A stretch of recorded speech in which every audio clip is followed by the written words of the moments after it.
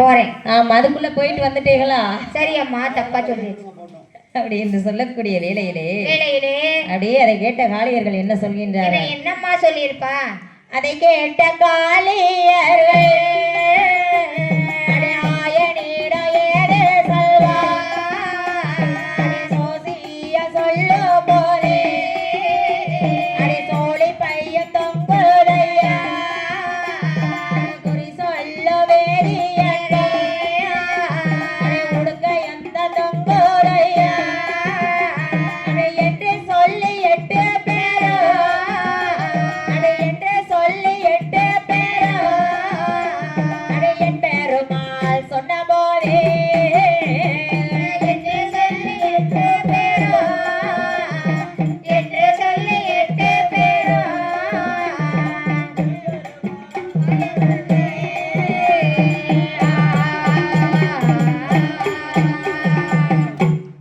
தட்டகாளி 8 பேரும் சொல்லக்கூடிய வேளையிலே பார்த்தார் என் பெருமான் மாயக்கண்ணன்.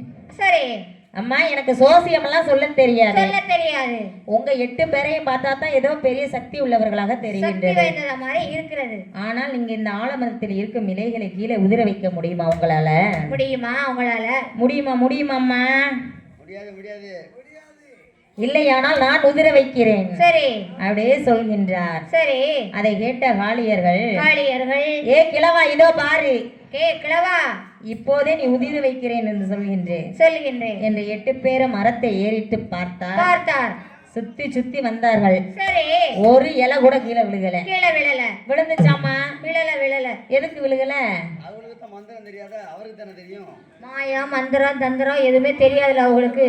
சரி, அப்படி இருக்கக்கூடிய வேளையிலே அதை பார்த்த காளியர்கள் அங்க என்ன சொல்கிறாரானால், என்னம்மா சொல்லியிருப்பாங்க? அதை கண்ட மாரியவள் அட்டகாளி 8 பேரும் அதை கண்ட இளவனான பண்டாரத்தை இண்டலாக பேசுகிறார். மந்திரங்கள் ஓட்டாளே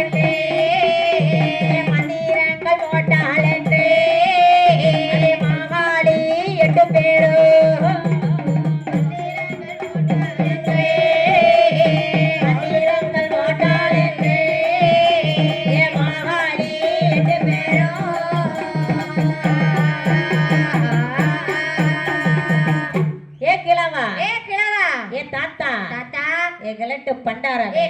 பண்டாரமே, உன்கிட்ட ஏதோ மந்திரம் இருக்கு.